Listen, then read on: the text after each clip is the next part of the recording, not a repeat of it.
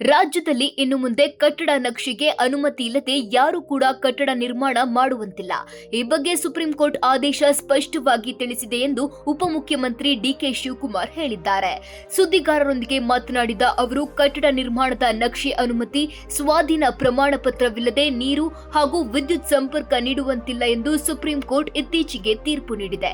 ಹೀಗಾಗಿ ಜನರು ಈ ಅನುಮತಿಗಳು ಇಲ್ಲದೆ ಮನೆ ಕಟ್ಟಬೇಡಿ ಎಂದು ಮನವಿ ಮಾಡಿದ್ರು. ಇಡೀ ದೇಶಕ್ಕೆ ಈ ತೀರ್ಪು ಅನ್ವಯವಾಗಲಿದೆ. ಇದರಿಂದ ಸಾರ್ವಜನಿಕರಿಗೆ ಸಾಕಷ್ಟು ಸಮಸ್ಯೆ ಎದುರಾಗಲಿದೆ.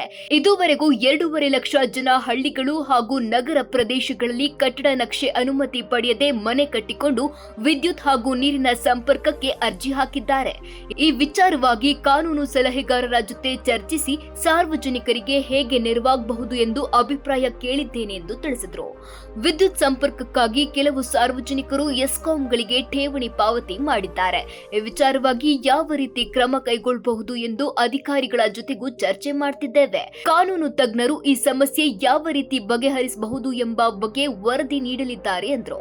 ಬೇರೆ ರಾಜ್ಯಗಳಲ್ಲಿ ಇದನ್ನ ಯಾವ ರೀತಿ ಬಗೆಹರಿಸಲಿದ್ದಾರೆ ಎಂದು ಮಾಹಿತಿ ಕಲೆ ಹಾಕ್ತೇವೆ. ಈ ಮಧ್ಯೆ ಕಟ್ಟಡ ನಕ್ಷೆ ಅನುಮೋದನೆ ಪಡೆಯದೆ ಯಾರು ಮನೆ ಕಟ್ಟಬೇಡಿ. ಸುಪ್ರೀಂ ಕೋರ್ಟ್ ನಿರ್ದೇಶನದ ಹಿನ್ನೆಲೆಯಲ್ಲಿ ಸಾರ್ವಜನಿಕರು ಮತ್ತೆ ಇಂತಹ ಸಾಹಸಕ್ಕೆ ಕೈ ಹಾಕಬೇಡಿ. ಈ ವಿಚಾರದಲ್ಲಿ ಅಕ್ರಮವಾಗಿ ಮನೆ ಕಟ್ಟಿದ್ರೆ ಸಕ್ರಮ ಮಾಡುವುದು ಕಷ್ಟ. ನೀರು ಹಾಗೂ ವಿದ್ಯುತ್ ಸಂಪರ್ಕ ಸಿಗೋದಿಲ್ಲ ಎಂದು ತಿಳಿಸಿದರು.